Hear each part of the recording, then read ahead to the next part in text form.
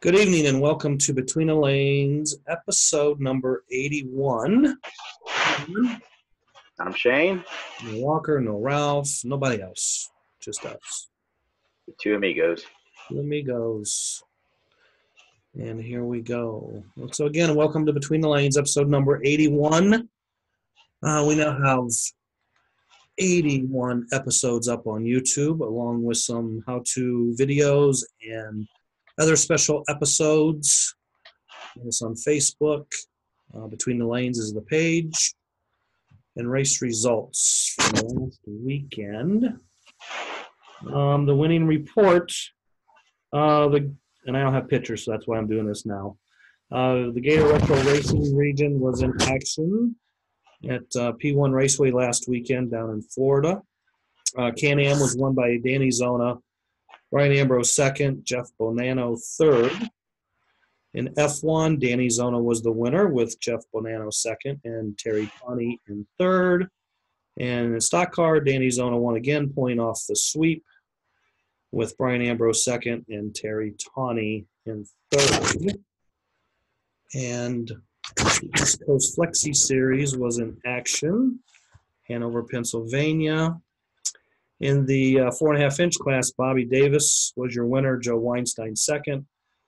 Pops Davis in third. Bobby Davis also won the IndyCar class with Pops in second and Tim Hoffman third. So another sweep by Bobby Davis. Texas Retro Series was in action at Dallas Slot Cars. In the Can-Am class, it was Richard Hoffer winning with Gary Dean second and Alan Dotson in third. Formula One was Ken Stevens your winner, Richard Hoffer second, Gary Dean in third. And Retro Angle Winder, Ken Stevens was the winner with Alan Dotson second. And Gary Dean in third, which Gary Dean was the only guy to make all three podiums. Just throwing that out there. Midwest Spec Racing Series was at Mid-America, Bloomington, Illinois. In the Bomber class, Jason Plummer was your winner, Toby Kindig second, PJ Baltz in third. Dirt Late Models, Toby Kindig was the winner with PJ in second and Jason in third. In the IndyCar class, Toby was the winner. Dave Guyman was second and PJ Baltz in third. And then in the Phoenix GTP class, Dave Fugate was the winner. Ed Riddle in second and Toby Kindig in third. The AWRA was at Uncle Charles in Wilkesboro, North Carolina. Is that where the hill climb is that was in Ohio? I believe so, yes. Okay, that's what I thought. So, Dan Myers, if you're listening, Uncle Charlie's in Wilkesboro, North Carolina is where the old REM hill climb is. They had a junior race, and of course we don't put the juniors on here due to permission issues and other things. Hannah Sears was the winner. Timmy Medor was second, and Amaya Wilson was third. This is the photo of the Legends class. Charles Eldridge was the winner. Paul Frazier second. Lynn Johnson third. And I don't know who the fourth person is, or maybe they were TQ or something. So, and then in the stock car class, Jason Lambert was the winner. Charles Eldridge in second. And Frank Wampenstein was third. And I don't know who Frank is in that photo, but I would say Frank would probably be the guy farthest to the left. Probably, I was going to say that too. Yeah, because he's the only one that doesn't look familiar. Right. Nats warm-up race at the slot car track Concord, North Carolina, home of the 2019 USRA Scale Nats in about a month and a half from now. LMP was won by Bobby Beecham. Casey Scott was second. Walker was third. P12 Walker was the winner with Casey Scott second. And Chris Radish in third. And we don't have a picture of the podium.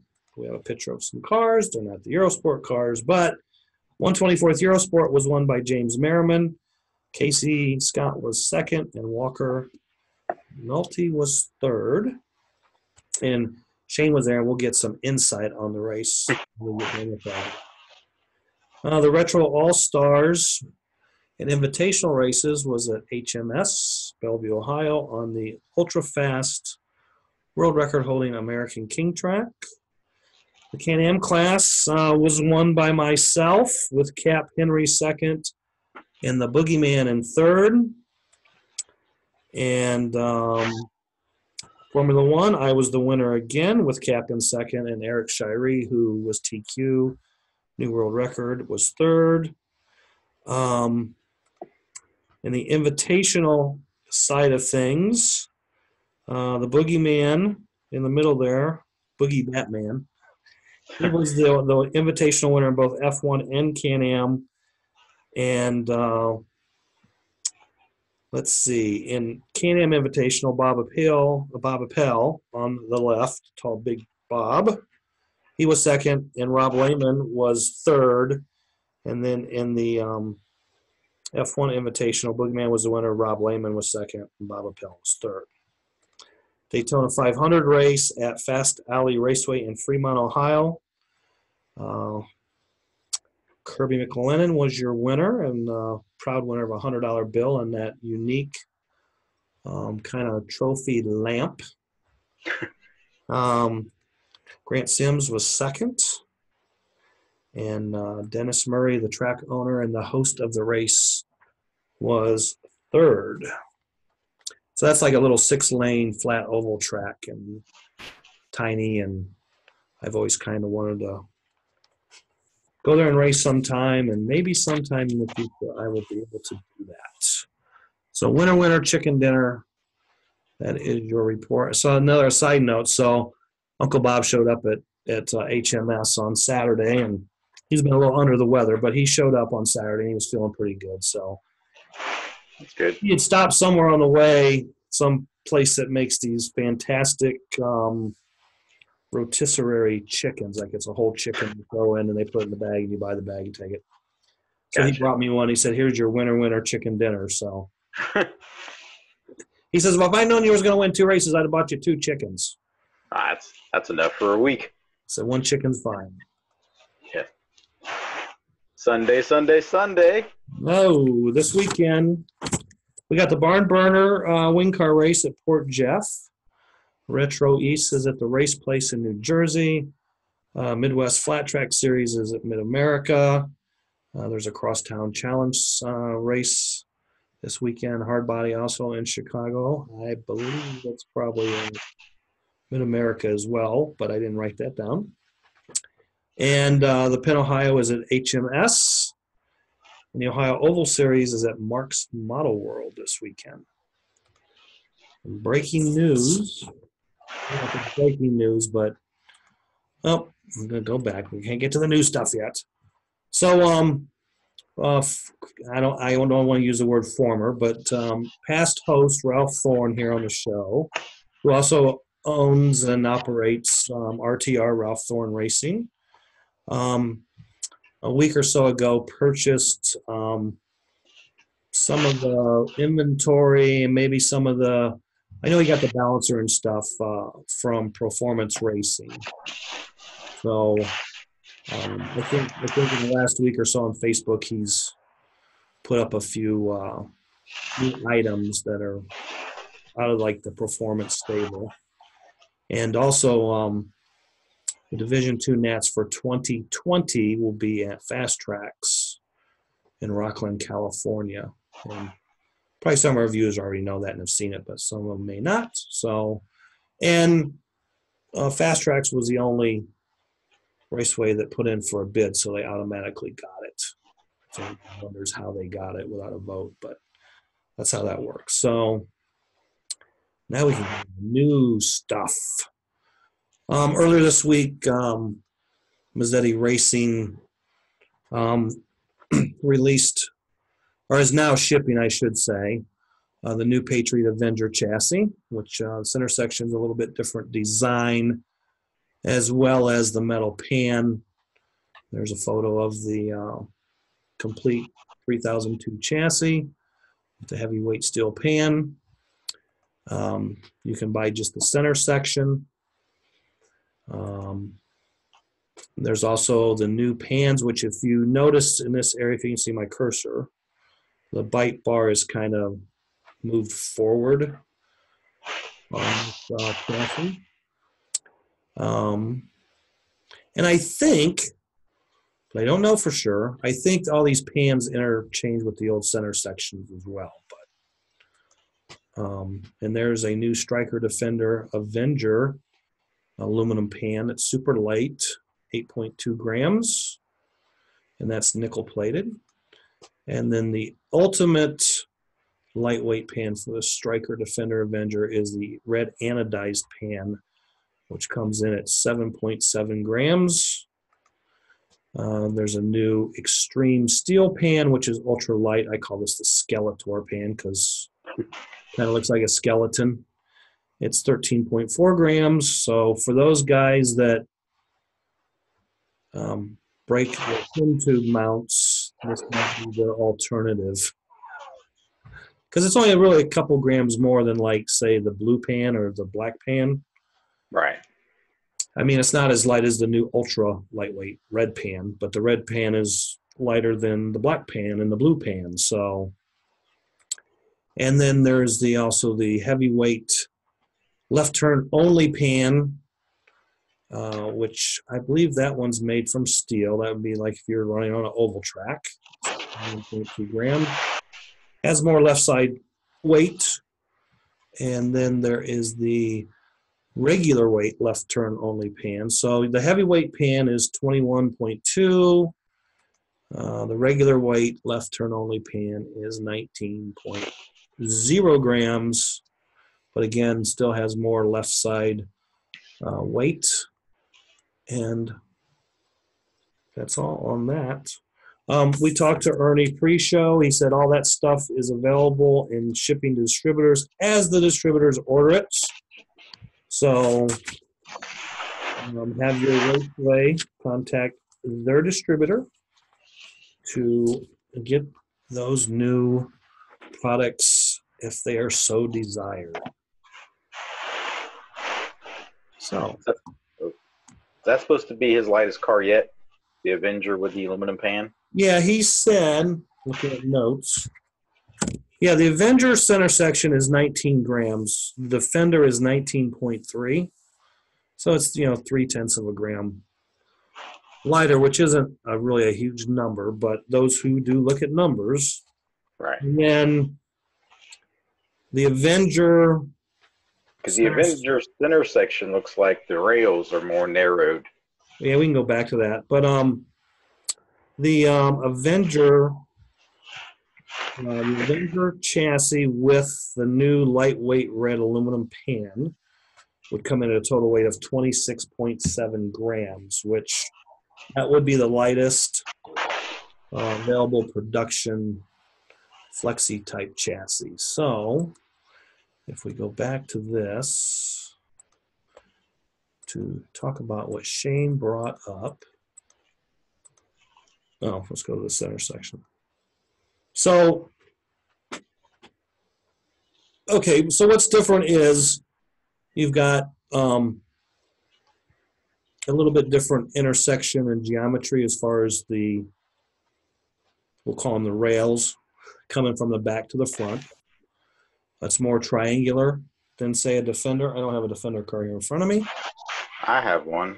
There you go. So you can really compare this. Hang on, that's a Patriot. Because the Defender rails, I think, are pretty much straight. A Defender rail. Hang on. I don't know if they'll be able to see this or not. So that chassis there, the rails are straight, and on the Zoll chassis, they go straight and then they kick out. Yes, they go straight, and then they kind of Y out. I got a different screen than you do, obviously, or I would try to show you. Okay, so these go more in towards the center. Yeah, those are straighter, whereas the old ones kind of Y. Well, yeah, they up here they Y out. They kind of straight up, and then these are narrow, and that's what these two little pads are. Right. For the pan to interlock with the center section. Yep. So this car or center section is more rear weight biased. So there's more weight in the back of the chassis compared to the Defender or even the Striker. the original chassis, because the Striker came out, and then they came out with the Defender, which again was more rear weight bias, and now the Avenger even has more rear weight bias. And it will be interesting this car is more or less kind of designed. Chassis is designed for like flat track racing, but it'll be interesting to see how it does on the Yeah. As they're available and more guys get them and run them, we'll find out. Right. Now, is that U.S. or illegal? Do we know? Well, no, because this Didn't make submission. didn't make submission cutoff. Okay. None of this new stuff made submission cutoff. Got it. So none of this would be legal at the USRA Nats, unless rules get changed again. But right. Who knows? And then another problem is just availability. I mean, if the stuff, yeah, it's a month and a half. Yeah. Yeah, so that's another issue. Okay. So, got it. So technically, it should not be legal, but we do not know. Yeah, I wasn't sure. Okay. I should know as much as I've read the rules, but right. Well, and none of it's listed, and I didn't check all those part numbers. Right. In the rule book, so. And that's another thing we talked about too. So back when submissions were open, Mazzetti submitted 2 4.5-inch center sections, a 2015 and a 2014. Those are the numbers. And one is a 2-piece chassis, and the other one was a trio, which would have had trio tooling. Right, 3-piece. It was submitted, it was approved, but Mazzetti decided not to produce the 3-piece chassis. So they've never been available, so therefore they wouldn't be legal. And Ernie said he was going to notify the USRA of that. So it doesn't matter because no one has any. They were never put to market. So there's a legal number in the rule book. It was never produced, shipped, or available, so it should not be a problem. So there you have it.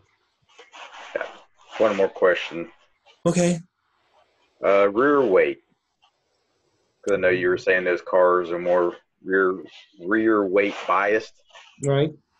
What's your opinion on rear weight? Does it make a car looser or tighter, or does it depend on the track? Well, we've discussed this before. I mean, a lot of guys. Okay, my personal opinion is the more weight you put in the back of the car, it makes the car looser because you're on a pendulum, basically. Right. Okay, so, but there are times that you put weight at the back of your pans and your car handles better. I don't think that's necessarily because it's giving the car more bite. Right. But it could be freeing the car up to where it's more friendly. Right. Okay. It's not so bitey. You know what I mean? Like it's right. Yeah. It's big hub, little hub all over. You know what I mean? So yeah, because I've always been told and I've always heard that generally the lighter you get the rear of the car, the tighter that car will be. In theory, yes, that's true. That's what it should. In my opinion, yes. Okay. Lighter is more bitey. So, like for example, we had the Striker cars forever, and then the Defender came out, which was more rear weight biased. Mm-hmm. What I always notice between a Striker and a Defender is the Defender has more bite. And I don't think Defender is the newest one because yeah, we always talk. I always get confused. Yeah, just take a Vendra out of the picture because I've never ran one, so I don't even know. Neither have I. So okay. So old chassis, new chassis, current chassis, what we call new chassis, which is now the middle chassis. Right. The difference I notice between Patriots and Defenders have more bite because the rails were a little bit narrower. I think it has more to do with that than being rear weight biased. Maybe it just gets more flex and grip off the corner. Yeah. Got it. Yeah. Because like I remember the first time I did back-to-back testing between a Striker and a Patriot. Right. You know, I ran the Patriot car, got the lap times, took the motor, the axle, the gear, the tires, the guide flag, the body, and put it right on the Defender chassis. You know, I went tenth faster, but I could not see that tenth on the track. Like when I looked at the timer and seen it was a tenth faster, I'm like, where is the car faster at? Because Right. you couldn't see it. Right. But obviously it was faster off all the turns because it had more forward. Right. And it probably was a little bit into the bank because I think there's about 3 grams difference, 2.5 to 3 grams difference between the weight of the two center sections. Right. So This gets the top speed quicker. yeah, I mean, if it's lighter, it should have a little more. Yeah. Speed. I know we've talked about it before and stuff. It's definitely going to have better acceleration. Right. So You always got to look at the clock. right. I mean, when you're running a GTP, a big high downforce GTP body on it, and you're almost running on a Modern King almost full punch, Right. micro blip in a couple of turns, but yet it's a 10 faster. It's definitely faster in the back half, the majority of the lap. So, because like, when we go to races, sometimes we still run strikers in the classes that have less downforce because the little bit heavier car handles a little bit better. And strikers are a little bit stronger because of the more meat or more wider rails. Right. Yeah, because I remember, what was it? I didn't catch on to it until later in the season or series, or however you want to say it, 4-inch NASCAR with FNRS. I always ran the Defender, and then I noticed the guys that were generally doing better were running the Striker or Patriot. Right. Patriot. Right. I mean, it's kind of the same thing like down at Stock Car Track Concord with AMP on the King Cobra. Mazzetti, JK43. Yeah, it's that's still in the R&D department. Right. So, and then again, I mean, maybe a striker with a metal pan is as good or better than the JK.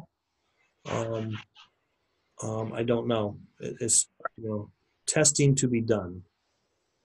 Yeah. Testing to be done. So then it'll come down to track conditions too. That'll play into it. What works on one day really well may not work the next day if the track is really rubbered up or if the track gets looser, or vice versa. So a lot to be learned. And so so you said they put up the Nat schedule yesterday? Yes. The schedule is up on the official site. The official final schedule is finally up. I wouldn't say official. Yeah, that's a lot of F's. I called Randy, talked to him today, and I said, hey, the schedule's up. He said, yeah, last final few adjustments, but he seems to believe that this is the one. Okay. And I told him it didn't necessarily really matter to me, not saying it in a bad way. I'm going to be there the whole week. I just want to make sure I don't show up on Wednesday and say Wednesday the schedule says we're supposed to run Womp Womps and I bring my Group 7 cars. You know what I mean? I just want to, the right car for the right day. Yeah. So okay, and then you also said the new parking garage is open now? Yes, I believe Randy has pictures and videos of that. It's like a 2-minute walk because, as you know, and I know, maybe anyone else that's been there, there's a parking behind the building, but it generally gets full fast. And it's only good for, 3 hours and you got to go move? Yes, but he is working on a deal, I think, with the 2 parking garages. The 1 parking garage we had to park at for the Flexi Flats, I believe it's going to be the same deal. If you park on the top floor, you can park all day. For free? Yes, and the new parking garage, I'm not sure, but it's supposedly like a 2-minute walk. But the old parking garage is closer, right? You figure if the new one is a 2-minute walk, the old one's probably the same because it's right out the front door to the right, remember? Right. Yeah, I thought it was pretty close. I thought the new one was a little further down the street. They said it's a 2-minute walk, but I don't see Randy walking anywhere in 2 minutes. So it depends on who's doing the walking. All right, so we'll say it's a 5-minute walk. Split. In the front street is a tow away zone. Well, if they're having if they're having a parade. If not, it's first come first. And see, honestly, I think I've never parked in the front, so the front may also be 3-hour parking. I think it's got a time limit out front. Does it? But there is an unloading zone in front of the building Right. track is in. You can unload in the front, and you can also unload in the back. Because the last couple of times I've pulled right up to the back door, called Randy. He's got a little dolly. He'll come out, or he'll send Walker. And there's an elevator back there. Yep. So do we call that building a mall, or what do we call that building that the track is in? I mean, it has more than one business in it because you have the Cuban restaurant when you first walk in. There's a hair salon. There's a couple other places. You call it an outlet. That's if you walk in the back door. But if you walk in the front door. You walk in the front door to the right, the grill. The grill. Which is kind of like the sandwich, I would say, sandwich, cheeseburger. Burgers, yeah. Yeah, and then to the left of that, I believe, is a vinyl shop. Yeah, something like that. And then I noticed what was it, for the warm-up race, I was qualifying, and I said I could have went faster, but I got a whiff of Cinnabons. Because I guess there's a place upstairs now that cooks Cinnabons. Okay. Well, I know there's a bakery up there. Yes, and they were doing Cinnabons, so my Fat Boy radar went off and distracted me. That's my excuse, and I'm sticking to it. Cost you a tenth, did it? I would say 2,000 because Bobby won at 85 and I won at 87. Okay. So what happened at the warm-up race? Which class? Well, just what happened at the warm-up race. Start with LMP, I guess. LMP went good. We qualified. Prior notes weren't exactly what we thought they would be. Testing before showed the Peugeot body was faster, but this go around, as we would say, this particular scenario, time, day, and track this day was the Audi, I believe, if I called it. I thought we'd be a little faster. We were running 3.8 in qualifying. During the race, I think we got it mid 3.9s.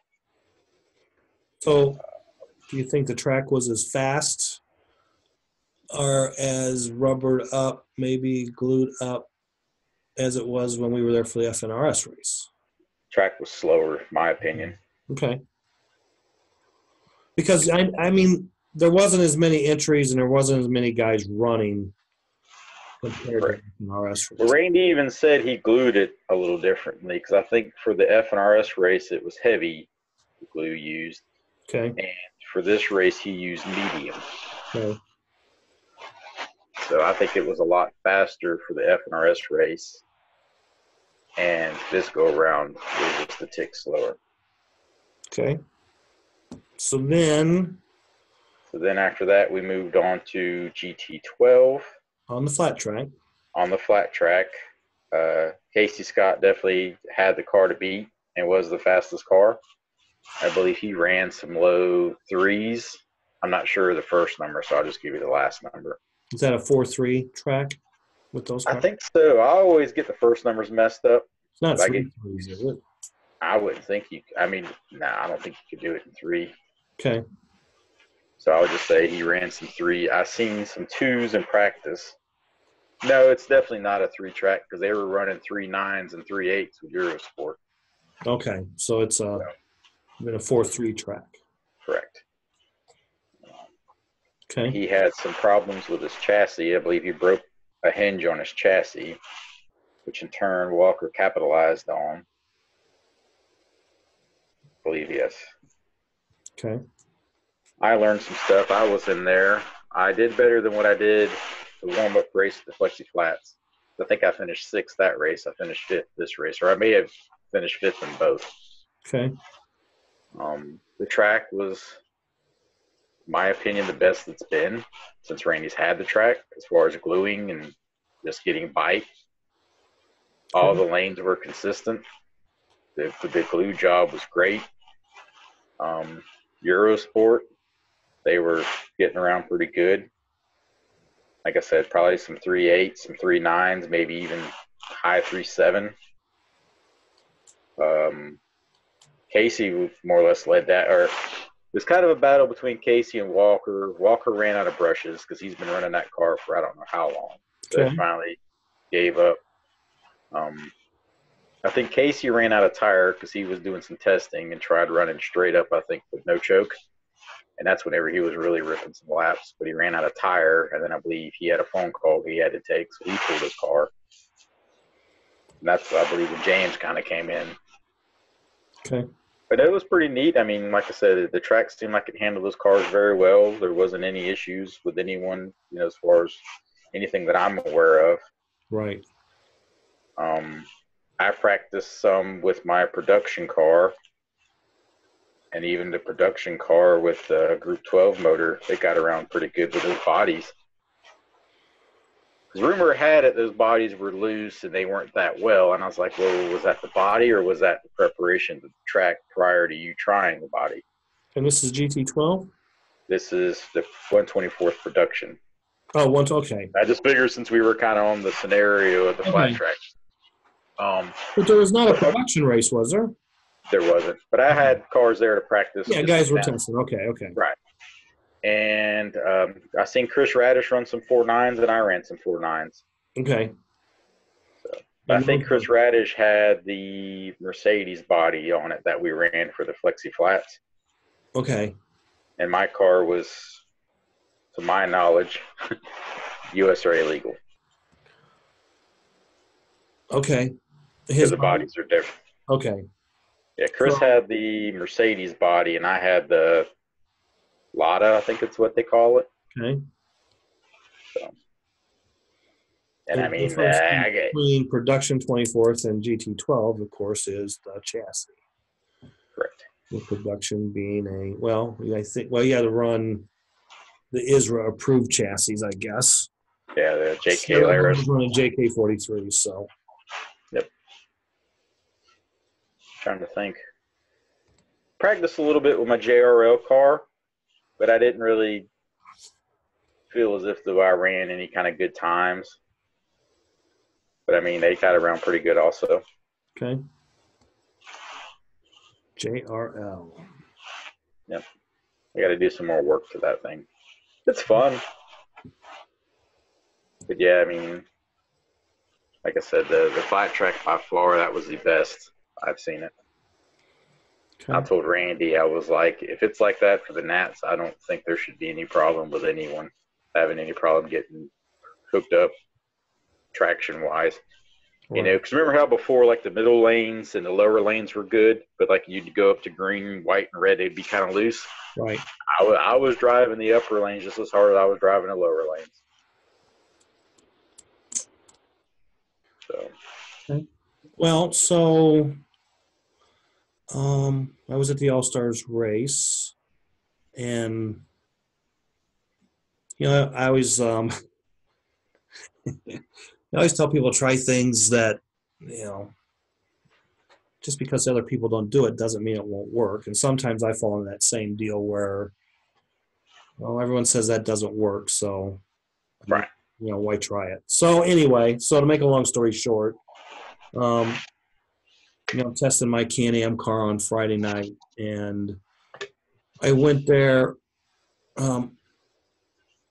I tested with tires I had ran the week before in Fort Wayne, and the tires were like 811, 810, which, they're not legal to run because we have a minimum diameter of 812, but, we can practice, I just put them on the cars, run laps. I had four cars, figured out, okay, these two cars are not going to get it unless I give them a lot of work.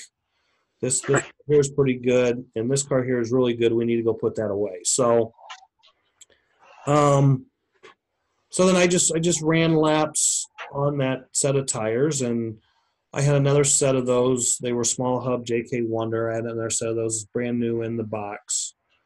So I thought, well, I'll go up and buy a new pair of those.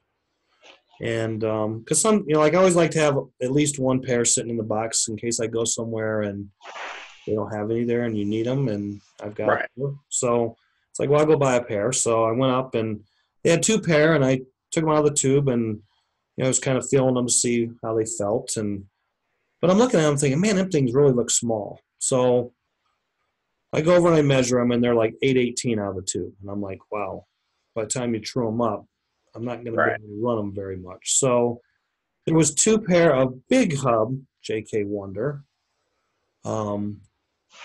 there, and I thought, well, let's look at those. Well, those obviously looked huge. I measured those, and those were 844. So I thought, well, let's just try a pair.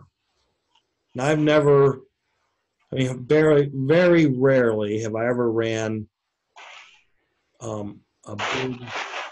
big hub Wonder on my Can-Am car. Okay, so I went over and I trued them up. I put them on my second best car. I went out within 5 laps. It's like, yeah, these feel really good. And so, you know, after I felt they were running pretty good, and I think I had run that backup car had run the fastest on those tires than the other tires, and they were pretty big. I mean, they were like 820-ish versus 810. You still had some room. Yeah, so ran them and thought, wow, okay, this is better. These tires are definitely, and I mean the rubber durometer the same between the big and the small, but so then I got the good car out and I put those tires on and I ran like 2 laps. Can't under the track record on Friday night, and it's like, whoa, okay, Right. there's something here. So went back to the hotel and I mounted a new body because I was looking at my body and my body was kind of a little bit far back on my chassis where the guide flag had a bit. Hit the nose. Yeah, and my worn out practice body, it was not hitting the nose, but my new body it was. So went back to the hotel and I went through I had a bunch of new bodies, but everything was kind of close. So I thought, well, I'll just pin me a new body and know it won't hit. So Right. and then I thought, I'm sitting there thinking, when I go to the track in the morning, I got to buy that other set of tires. Yeah. Went to the track, bought the other set of tires, and I ran them in. They were no better, no worse than what I had. So anyway, They were at least consistent to the tires you had. yeah. So I wound up setting the new world record for Can-Am. But again, those tires, the bigger hub was, like I said, they were a lot faster than the small hub tires. So if I hadn't tried those, I don't know where I would have been, but it probably wouldn't have went as fast as I did. So, and then I tried those on my F1 car, and it was too stiff, too loose. Well, yeah, that wasn't anything too in F1. I mean, I ran the fastest I had run. I ran like a 54. Put the car in tech. We qualify, and the best I can run's like a 460. Like, I don't know if the track changed a little. I just could not get hooked up to qualify. But I knew I had a good race car. Right. And we started the race, and I think the funniest thing I heard of the day was we didn't run probably 30 seconds of the first heat, and Cap's like, yep, my car don't like the donut. So anyway, my car was good. Eric Shirey was pretty good, but I really don't know what got him behind. He was behind me at the end, but he had a fact. I mean, he ran the fastest race lap. He TQ'd by a tenth. But somewhere in the race he lost some time, so a lot of time. I mean, so It's just like the LMP race. Bobby TQ'd. I was second. He went at 85. I went at 87. The red lane on the track, as you know, is tricky. Yep. I felt like I had a good red lane, but then like the middle lanes, I think one heat, I felt like it was a good heat. I averaged like 43 laps. I was like, oh, that's a good heat. And then Bobby came to that lane. He averaged like 45, and I was like, oh, I got to step it up a little bit. Right. And like you said, same speed, same cars, just right. Yep. All right, so I think we'll wrap this week's show up. But also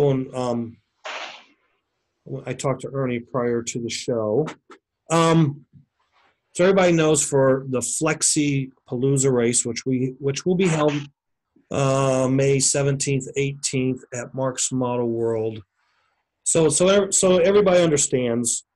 Last year's Flexi Palooza race was at Downriver, and there was, I think, 53 guys raced. 53 guys. Well, there was probably 55 or I think there was 57 guys that signed up.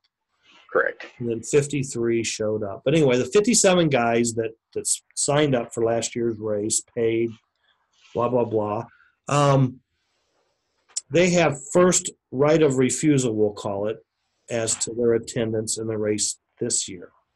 So if you raced last year and you want to race this year, you can go on the Flexi Palooza 2019 Facebook page, and there's a post there that you can say, yeah, I'm coming back.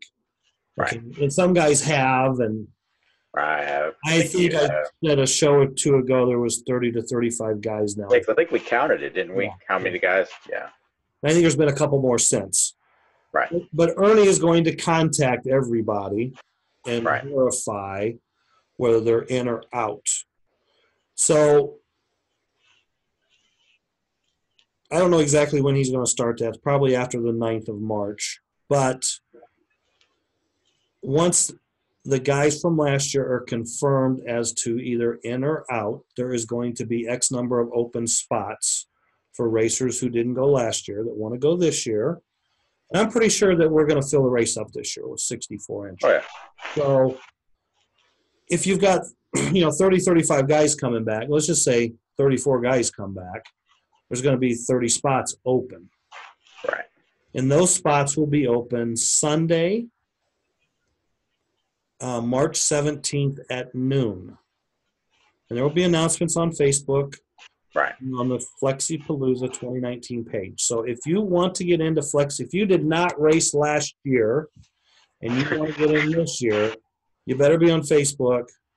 It's Sunday at noon on March 17th. And it's first come, first serve, right? First come, first serve for the open spots. Right. See, I wonder, this might get confusing, but I wonder, first come, first serve. First come, they get it. Then they also have to pay. Yeah, well, basically, I think what will happen is, it'll fill up. Right. The invoices will be sent to pay.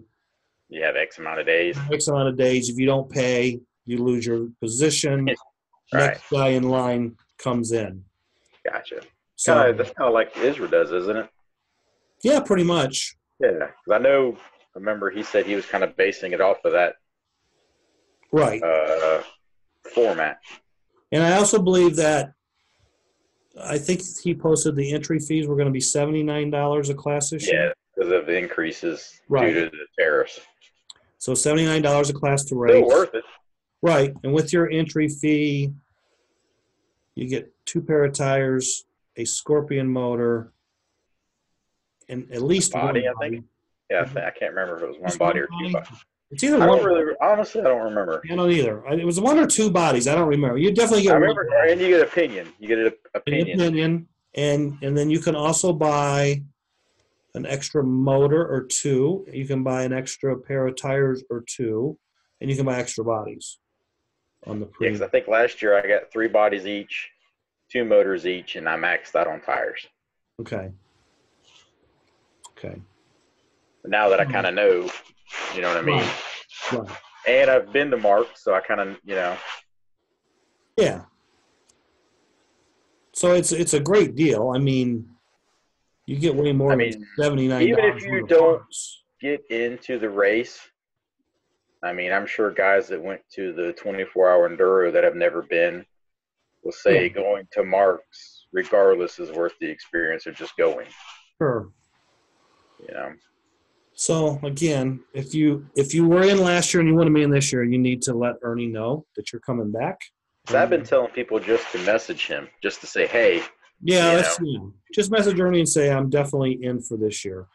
And then the guys who didn't race last year, you need to wait till the 17th of March at noon and get in. Is that the Eastern Standard Time or however they say it? Eastern Standard Time. It'll be 9 a.m. in California. Right. Yeah. I guess it'll be 10 10 a.m. like in Midwest. Texas. Right. It would be 11 a.m. like in Illinois. And then everything east of Indiana and parts of Kentucky and Tennessee, it'll be noon. Yeah. So, Good time. yeah. So, yep. Just thought I'd I'll be there. You'll be send that there. along. Be a good time. Okay. Secret So word. giveaways. No giveaways. Giveaways. I could probably give some stuff away, but I didn't. Do you have the bucket? I got the bucket. Sorry, Roger. We're going to give some stuff away. You don't have to. You can blame me. I said everyone's always saying my name in the bucket, and then we skip days where we don't draw names. It's like, oh, that could have been my lucky day. Okay, so let's start off with a Phoenix motor.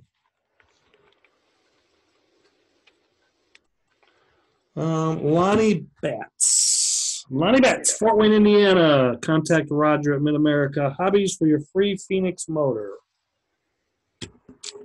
What else does he have we can give away?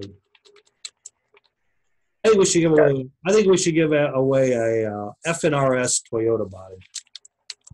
All right. What are those called? FNRS Toyota, I guess. The JI body or something like that. Do what? The JI body.